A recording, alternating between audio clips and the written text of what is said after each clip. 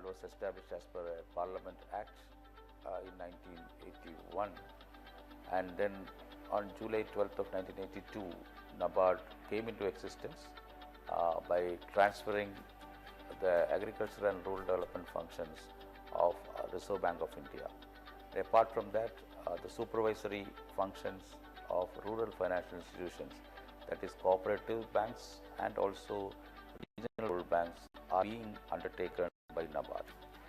So if you see the NABARD's function, it is primarily aimed at overall development of agriculture sector as well as rural sector, and within that we have three main activities. One is the refinance function, where we ensure that there is sufficient liquidity available for the rural financial institutions to lend to the needy people in the rural areas.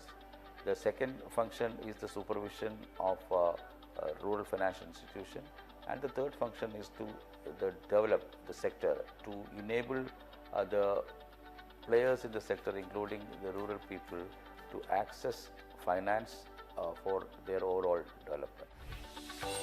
हमारा देश भारत अपने आर्थिक तरक्की की महत्वाकांक्षा के साथ और अपनी युवा ऊर्जा द्वारा संचालित होकर दिन ब दिन आगे बढ़ रहा है, और नए भारत के इस अभूतपूर्व विकास के पीछे ग्रामीण भारत का योगदान है। ग्रामीण भारत का विकास वास्तव में विशेषज्ञ विकास संस्थानों द्वारा संचालित है। राष्ट्रीय कृषि और ग्रामीण विकास बैंक देश की विकास गाथा में ऐसे विशेषज्ञ संस्थानों का एक उत्कृष्ट उदाहरण है। आइए हम आपको ग्रामीण भारत के क्षितिज पर नाबार्ड की यात्रा कराएं, जिसकी झोली में कई उपलब्धियां शामिल हैं। ग्रामीण भारत की विकासपरक आकांक्षाओं को पूरा करने के लिए भारत की सर्वोच्च विकास संस्था के रूप में 12 जुलाई 1982 को नाबार्ड की स्थापना की गई थी। इसे ग्रामीण ऋण रूरल क्रेडिट के लिए एक पुनर्वित्त refinance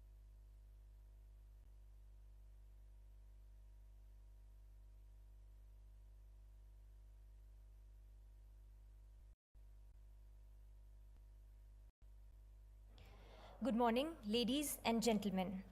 With great pleasure, I welcome you all to today's panel discussion on scaling organic agriculture to tap opportunities. As the world confronts challenges posed by climate change, environmental degradation, and growing food insecurity, organic agriculture presents a promising path forward. The global shift towards sustainability in food production emphasizes the need for methods that are environmentally friendly, socially responsible, and economically viable. Organic farming stands out by promoting biodiversity, reducing carbon footprint, and improving soil health. Yet, to fully harness the potential of organic agriculture, it is crucial to scale these practices and build robust systems. हमारे लिए ये सौभाग्य की बात है कि आज हमारे साथ एक उत्कृष्ट पैनल मौजूद है, जिनमें से प्रत्येक अपने क्षेत्र के विशेषज्ञ हैं। Without further ado, let me invite them to the stage. First, I am honored to invite our keynote speaker, Shri Faiz Ahmed Kidwai, Additional Secretary, Ministry of Agriculture and Farmers Welfare, Government of India, to the stage. आइए जोरदार तालियों के साथ इनका मंच पर स्वागत करें।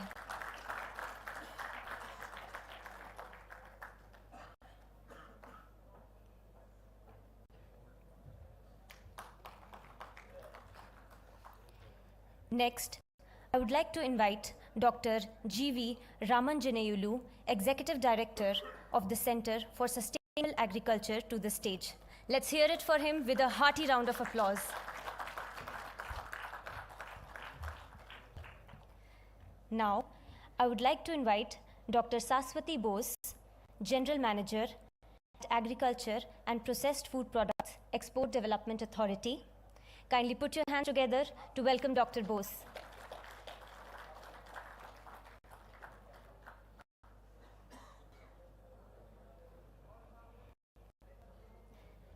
Next, I would like to invite Dr. Prashant Naikwadi, National President of Residue Free and Organic Mission India Federation. आइए तालियों की गूंज के साथ इनका मंच पर स्वागत करें. I now invite Shri Mohan Murari Singh, founder of Farmers Face Organic Technologies Research Institute. Let us all welcome him with a big round of applause.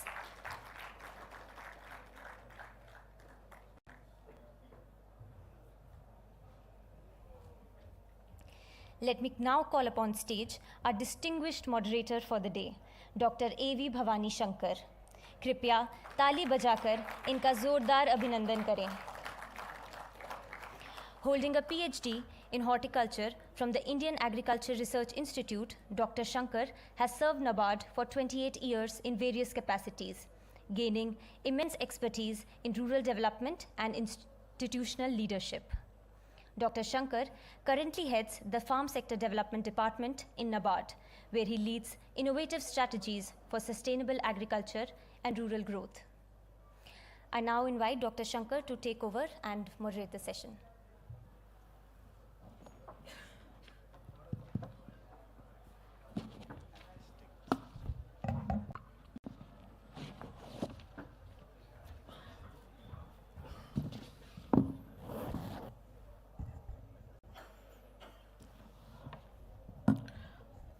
Very learned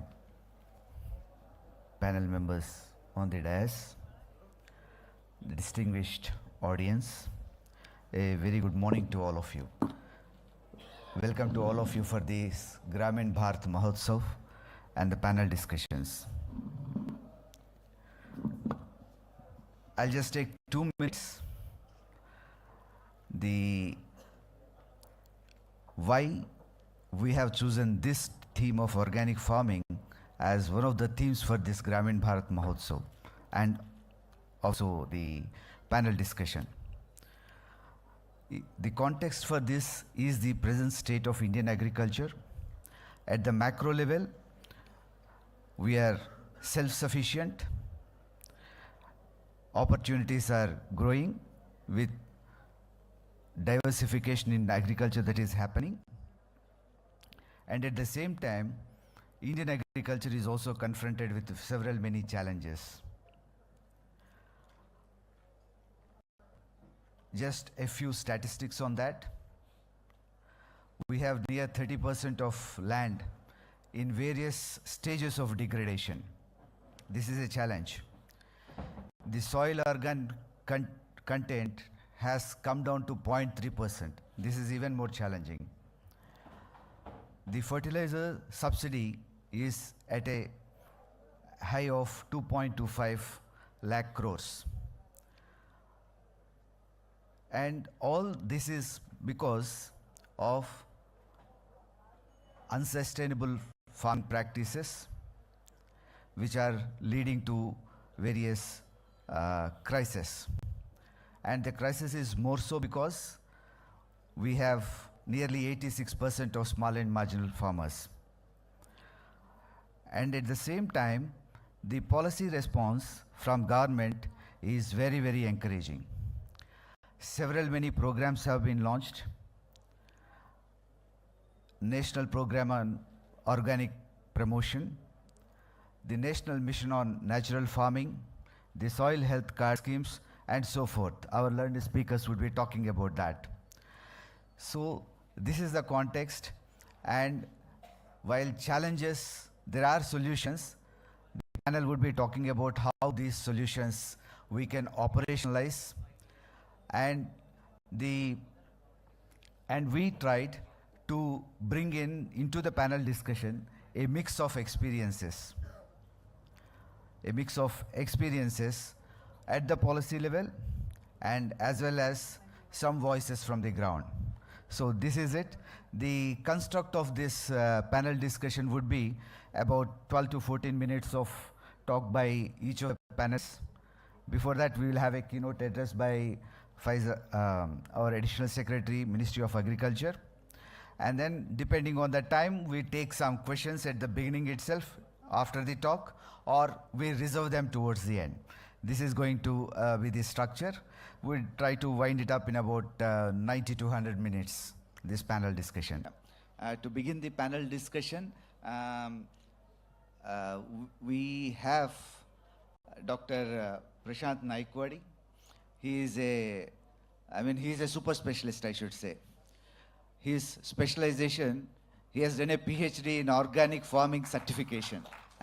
And more importantly, he's a prolific writer. And when I was going through his profile, I noticed 20 awards he had received on this subject. In fact, he is an advisor to, he is a faculty support and advisor to many of the agriculture universities. So let's welcome him with a big hand. Dr. Naikwadi, over to you. मैं मंच पर उपस्थित सभी महानुभावों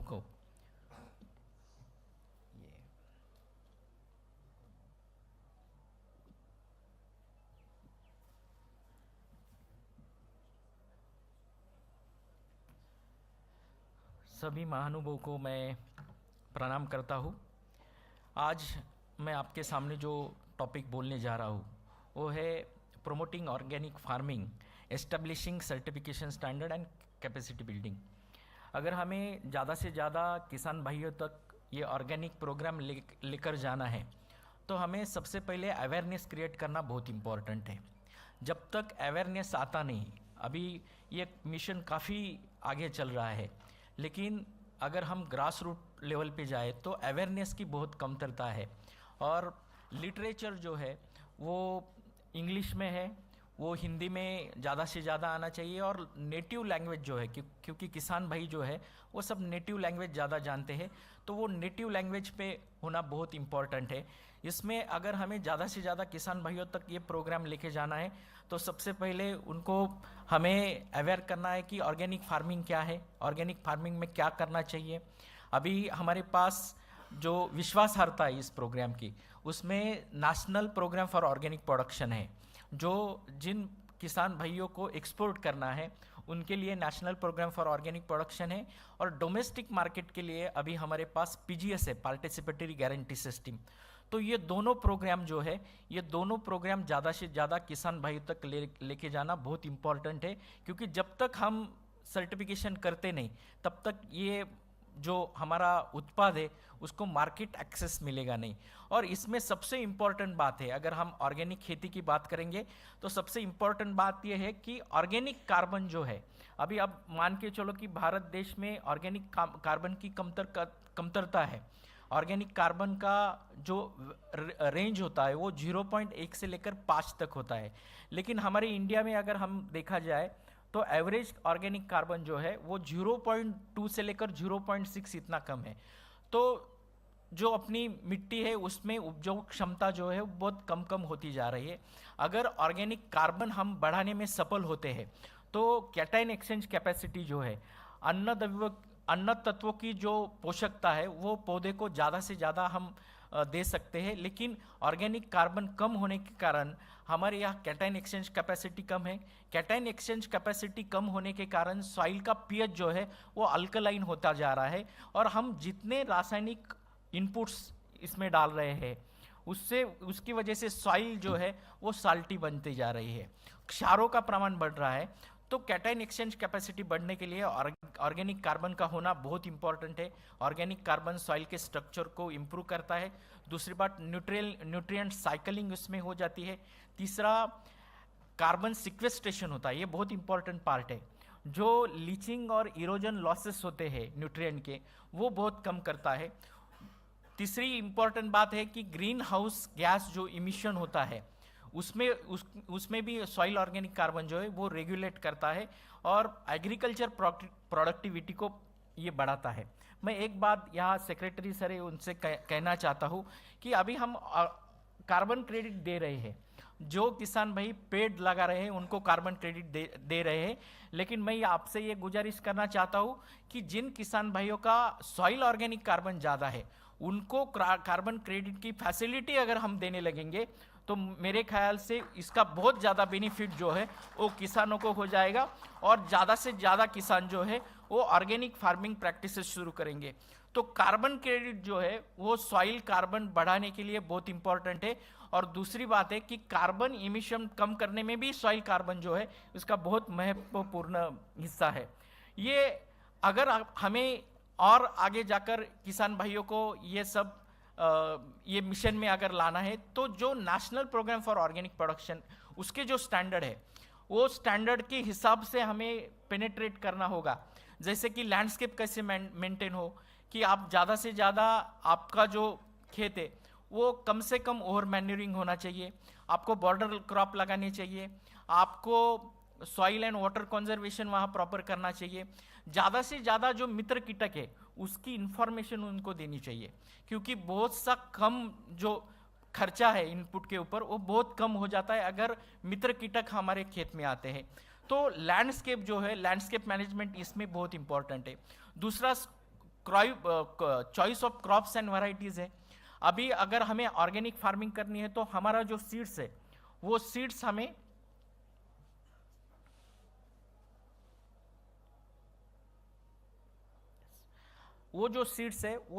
हमें certified organic मिलना चाहिए।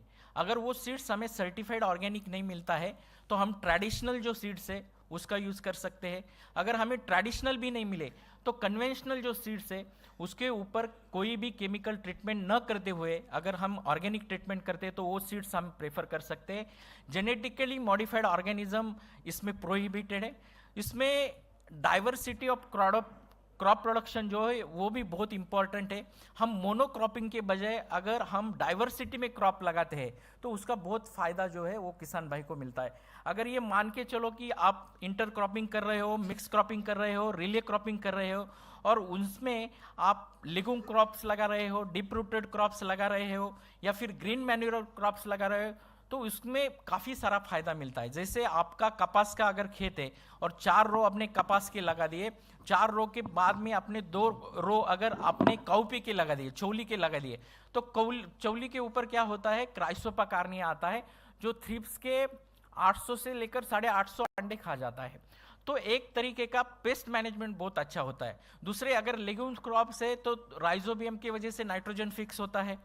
तीसरा अगर क्रॉप इंडिकेटर्स है जैसे सनफ्लावर है, गेंदा है, ये अगर हम लगाते हैं तो हमें पानी का जो ट्रेस है वो पता चलता है, वाटर एब्जॉर्ब कैपेसिटी हमें पता चलती है और वापसा कंडीशन जो पानी देने के लिए बहुत इंपॉर्टेंट है, वो वापसा कंडीशन कैसे आइडेंटिफिकेशन कर ले ये इसके वजह से पता हमें चलता है।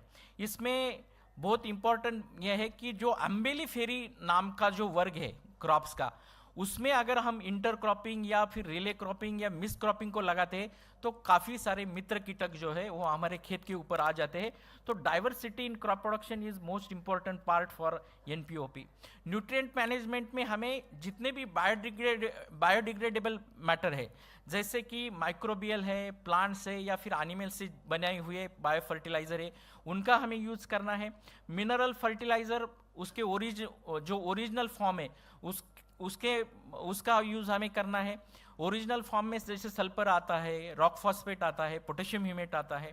और अगर हमें अत्याधुनिक टेक्निक के इनपुट्स इस्तेमाल करने हैं जैसे बायो फर्टिलाइजर है, तो national program for organic production ने अटेस्टेड किए हुए किसी भी इनपुट का हम इस्तेमाल इसमें कर सकते हैं। Same paste disease and weed management में है, हम ज़्यादा से ज़्यादा प्रोडक्ट्स एक तो माइक्रोबियल की यूज़ कर सकते हैं, दूसरे प्लांट से बनाए गए या फिर एनिमल से बनाए गए, जैसे केचुआ खाद है, कंपोस्ट है या फिर हम अलग अलग टाइप्स की जो स्लरी बनाते हैं। इसमें थर्मिक वीड कंट्रोल हमें करना है। कोई भी चीज़ हमें फार्म में जलानी नहीं है। अगर कोई चीज़ हम बर्न करते हैं फार्म में तो इससे क्या होता है कि मोस्टली तो जो ऑर्गेनिक कार्बन है, जो ऑर्गेनिक कार्बन बढ़ाने में हमें 3-3 साल लगते हैं, वो organic carbon with in second में जल जाता है। तो ऑर्गेनिक कार्बन के लिए ये बहुत ही बर्निंग करना कोई भी चीज़ ये नहीं होनी चाहिए। और सबसे इम्पॉर्टेंट बात है कि आप बर्निंग करने के वजह से अगर आप कोई भी चीज़ को मिट्टी में डालते हो, उसका कंपोस्टिंग करते हो, तो उसके पोषक तत्व मिट्टी में काफ़ी सारे मिल जाते हैं। तो ये बहुत इम्पॉर्टेंट है। और सबसे इम्पॉर्टेंट बात है, अगर हमें एडवांस टेक्नोलॉजी के पेस्टिसाइड्स यूज़ करने हैं, बायोलॉजिकल या फिर ऑर्गेनिक, तो आप NPOP सर्टिफाइड जो इनपुट्स है उसका इस्तेमाल आप कर सकते हो। इसके बाद कंटेमिनेशन कंट्रोल आपको अगर करना है, जैसे कन्वेंशनल फार्म और ऑर्गेनिक का फार्म अगर एड जॉइनिंग है और हमें कंटेमिनेशन कंट्रोल करना है, तो हमें एक बफर जोन रखना चाहिए बीच में, उसमें बॉर्डर क्रॉप लगाना चाहिए। और जैसे कन्वेंशनल फार्म में स्प्रेइंग होता है तो उसके ड्रिफ्ट अपने ऑर्गेनिक फार्म में आने के बगैर वो बॉर्डर क्रॉप पे चले जाते हैं और हमारा जो प्रदूषक है वो प्रदूषक हमारे ऑर्गेनिक फार्म तक आते नहीं हैं। इसके बाद हम अगर कुछ प्लास्टिक यूज करना चाहते हैं ऑर्गेनिक फार्म में, तो वो पॉलीइथिलीन, पॉलीप्रोपिलीन या पॉलीकार्बोनेट बेस का होना चाहिए। पॉलीक्लोराइड जो है वो प्रोहिबिटेड है, उससे एक पॉइजनस गैस जनरेट होता है जब ऑक्सीडेशन होता है। तो पॉलीक्लोराइड जो है वो प्रोहिबिट करना है। ज़्यादा से ज़्यादा मल्चिंग प्रैक्टिसेस को हमें अपनाना है। इसके बाद सॉइल एंड वाटर कंजर्वेशन में हमें एक तो ड्रिप इरिगेशन यूज़ करना है या फिर हमें स्प्रिंकलर इरिगेशन यूज़ करना है। ज़्यादा से ज़्यादा मल्चिंग करना है। जो प्राइमरी फॉरेस्ट है उसको हमें बर्न नहीं करना है। और जितना हो सके उतना सॉइल इरोजन जो है वो विंड वेलोसिटी की वजह से होता हो या पानी की वजह से होता हो, उसको हमें कम करना है। इसमें जो स्टैंडर्ड है, रिलायबल सर्टिफिकेशन स्टैंडर्ड जो है वो NPOP का है। अगर हमें एक्सपोर्ट करना है तो हमें national program for organic production की तरफ जाना बहुत इंपॉर्टेंट है। और ये जो national program for organic production है ये अप्रैल 2000 में लॉन्च हुआ था और इसमें बाद में एपेडा ने इनिशिएटिव लेते हुए इसका जो नोटिफिकेशन है वो 1 अक्टूबर 2001 में हुआ था। और same day foreign trade development regulation act जो है 1992 का, इसमें इसका रजिस्ट्रेशन हो गया और अब ये निर्यातक्षम प्रोग्राम बन गया है। अगर हम कोई भी फार्म का NPOP का सर्टिफिकेशन करते हैं तो you can export your product to overseas. और ये जो है इसमें इंडिया ऑर्गेनिक की तरतूद की गई है। जो आपको बीच में जो दिखाई दे रहा है वो इंडिया ऑर्गेनिक का लोगो है।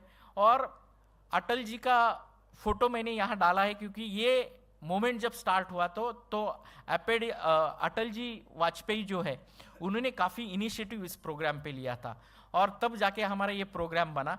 उसके बाद अगर हम अभी NPOP का फ्रेमवर्क देखेंगे तो ये बाय डिफ़ॉल्ट एपेडा इसकी सेक्रेटरी होने की वजह से ये by default ministry of commerce के अंडर आता है। अभी मिनिस्ट्री ऑफ कॉमर्स और मिनिस्ट्री ऑफ एग्रीकल्चर इसके साथ में काम कर रहे हैं। उसके बाद एपेडा ने एक नेशनल एक्रेडिटेशन बोर्ड, सलग बोर्ड एक बनाया है जो सर्टिफिकेशन बॉडी को एक्रेडिटेशन देता है। और सर्टिफिकेशन बॉडी फिर जो ऑपरेटर्स है जैसे प्रोसेसर है, ट्रेडर्स है या फिर किसान जो है उनको सर्टिफिकेशन देते हैं। इसमें काफ़ी सारी कैटेगरीज है। अगर हम ऑर्गेनिक की बात करेंगे तो सिर्फ खेती एक ही बिजनेस नहीं है, काफ़ी सारे बिजनेस इसमें और उसको काफ़ी अभी डिमांड प्रोड्यूस हो रहा है, काफ़ी एक्सपोर्ट मार्केट उसको अवेलेबल हो रहा है। इसमें ऑर्गेनिक क्रॉप प्रोडक्शन है जो किसान भाई करते हैं, सिंगल अगर खेत फार्मर से उसको अगर ऑर्गेनिक फार्मिंग करना है तो सिंगल फार्मर भी उसका ऑर्गेनिक सर्टिफिकेशन कर सकता है। या फिर ऑर्गेनाइज ग्रोअर ग्रुप जैसे कम से कम 25 फार्मर, ज़्यादा से ज़्यादा 500 फार्मर, वो भी उनका ऑर्गेनिक सर्टिफिकेशन ले सकते हैं। ऑर्गेनिक लाइव स्टॉक का भी हमें ऑर्गेनिक सर्टिफिकेशन अवेलेबल है, जैसे ऑर्गेनिक मिल्क हो गया, ऑर्गेनिक मीट हो गया, ऑर्गेनिक मटन हो गया। उसके बाद ऑर्गेनिक बी कीपिंग है जिसको हम एपीकल्चर कहते हैं, उसका भी सर्टिफिकेशन अवेलेबल है। ऑर्गेनिक एक्वाकल्चर का भी सर्टिफिकेशन अभी स्टार्ट हुआ है। ऑर्गेनिक फूड प्रोसेसिंग और हैंडलिंग का भी सर्टिफिकेशन हमें इसमें मिलता है। इसके बाद organic animal feed and processing का भी हमें ऑर्गेनिक सर्टिफिकेशन मिलता है। मशरूम जो हम प्रोड्यूस करते हैं वो अगर हम ऑर्गेनिक वे से करते हैं और उसका अगर हमें मार्केटिंग करना है तो उसका भी सर्टिफिकेशन अवेलेबल है। ऑर्गेनिक सीवीड का, एक्वेटिक प्लांट्स का और ग्रीन हाउस क्रॉप का जो है उसका भी ऑर्गेनिक सर्टिफिकेशन अवेलेबल है।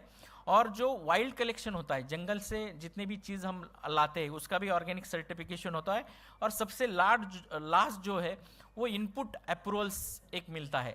अगर ऑर्गेनिक खेती में हमें बायो फर्टिलाइजर, बायो पेस्टिसाइड इस्तेमाल करने हैं और जो अत्याधुनिक तकनीक से बनाए गए हैं वो अगर इस्तेमाल करने हैं तो उसका सर्टिफिकेशन हमें होता है।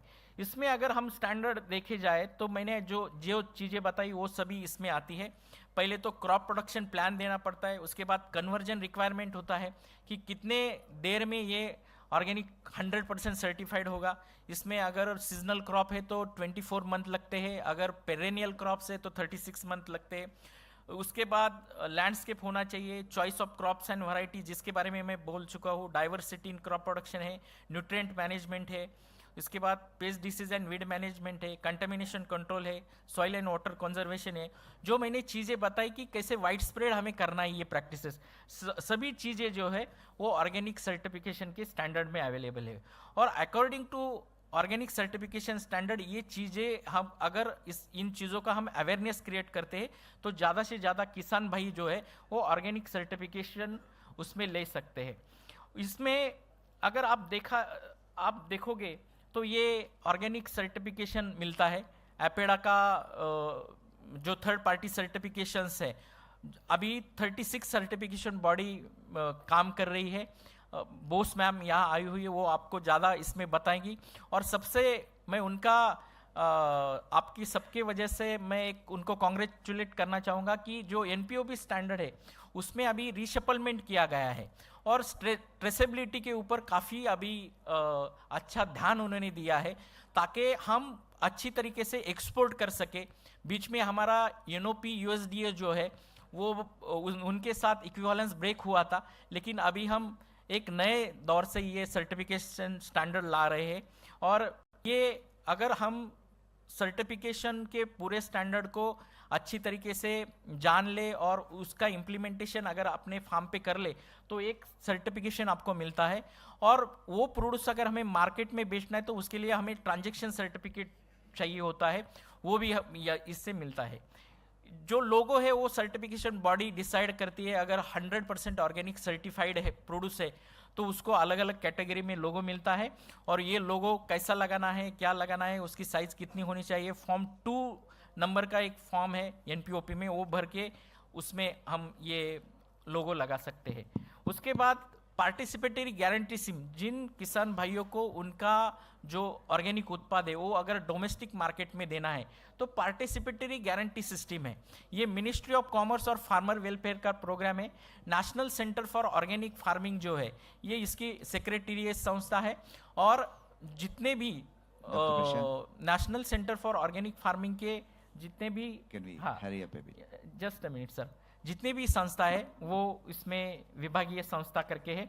बाकी जो स्टैंडर्ड है वो स्टैंडर्ड सभी के NPOP और PGS के सभी के सेम है। इसके बाद एक food Safety Standard Authority of India ने एक जैविक भारत लोगो लाया है जो ऑर्गेनिक और नॉन ऑर्गेनिक प्रोडक्ट को डिस्टिंग्विश करता है, वो logo Food Safety Standard Authority of India ने लाया है। तो ये जितना भी है ये ऑर्गेनिक सर्टिफिकेशन में जो चेन ऑफ कस्टडी है इसकी इंटेग्रिटी मेंटेन करने के लिए NPOP प्रोग्राम, PGS और ये जैविक भारत लोगो है।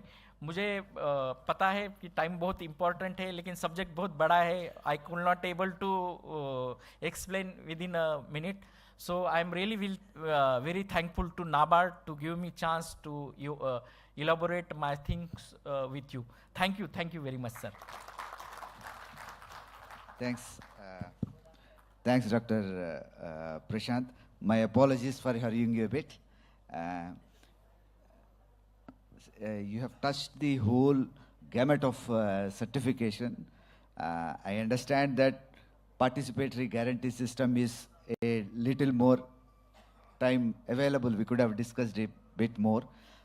From the audience, any one or two queries to Dr. Prashant? Very brief, straight.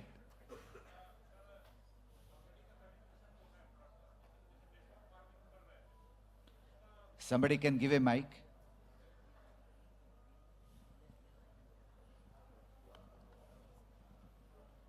Hello, sir, organic farming का सर्टिफिकेशन के बहुत सारे आपने बताया, अच्छी बात है, अच्छा लगा हमें। लेकिन नेचुरल फार्मिंग जो कर रहे हैं, काऊ बेस्ड जो भी हम कर रहे हैं, इस तरह के जो प्रोडक्ट्स आ रहे हैं उसके लिए कोई सर्टिफिकेशन का कोई सिस्टम है क्या? I think this question you would like to respond now? ठीक, okay. अभी फिलहाल तो जो ऑर्गेनिक का सर्टिफिकेशन है NPOP और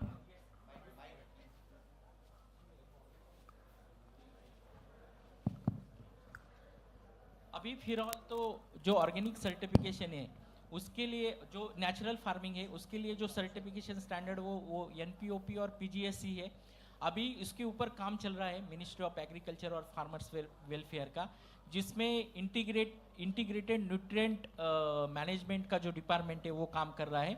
लेकिन उन्होंने एक डिफरेंशिएट उसमें किया है कि नेचुरल फार्मिंग जो है वो जीरो टिलेज प्रैक्टिस के बजाय उसको हम मिनिमम टिलेज प्रैक्टिसेस ऐसा करेंगे, और सर्टिफिकेशन जो है वो NPOP का ही रहेगा या फिर PGS का रहेगा, क्योंकि काफ़ी सारी प्रैक्टिसेस जो है वो आइडेंटिकल है।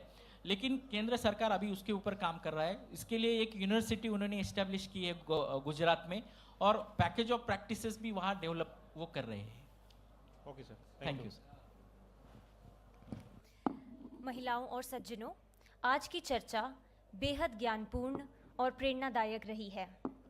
Each panelist has brought forward insightful perspectives scaling organic agriculture, from certification to market linkages, from branding to sustainable practices. This dialogue has been a roadmap for growth. Before we move further, all the audience members are requested to scan the QR codes to their left, right, and the same would be displayed on the screen as well. By doing so, you can give us your valuable feedback. Also, there are QR codes displayed across the venue. By doing so, you can tell us how you feel about the overall event in general, and the inquisitive among you can take part in a quiz, ग्रामीण भारत को जानो। अब समय आ गया है कि हम अपने सभी माननीय स्पीकर्स और पैनलिस्ट्स को एक छोटी सी भेंट के रूप में अपनी कृतज्ञता व्यक्त करें। May I now request Dr. A.K. Sood, Deputy Managing Director, NABARD, to kindly come on stage and present a memento to Shri Faiz Ahmed Kidwai.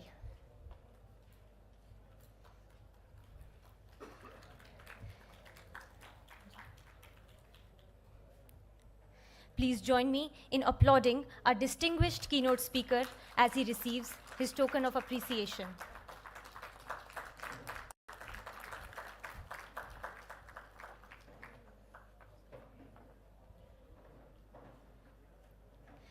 I now request our esteemed moderator, Dr. Shankar, to present mementos to our eminent panelists. Dr. G.V. Ramanjaneyulu, जोरदार तालियां हमारे माननीय panelist के लिए।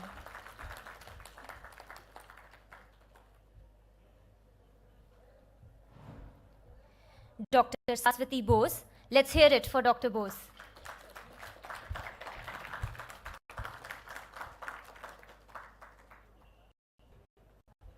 Dr. Prashant Naikwadi, a big round of applause, please.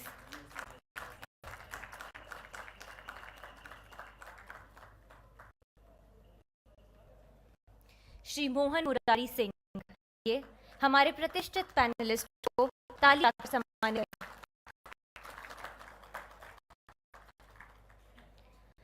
अब मैं हमारे सभी स्पीकर्स, पैनलिस्ट और मॉडरेटर से अनुरोध करती हूँ कि वे एक फोटो के लिए मंच पर आगे आएं। Let us commemorate this moment with a group photograph for this meaningful occasion.